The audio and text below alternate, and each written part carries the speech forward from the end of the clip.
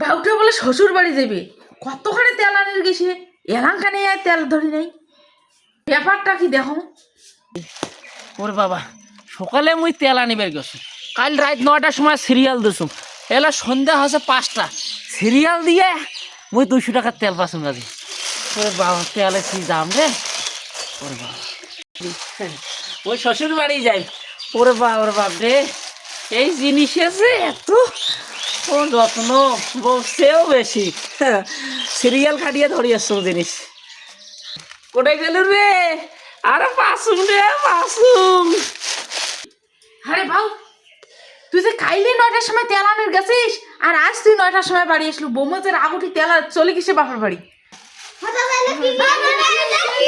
আরে দাঁড়া দাঁড়া, দিলাম মোর বউ ছাড়া তোমাকে দেখা যাবে না।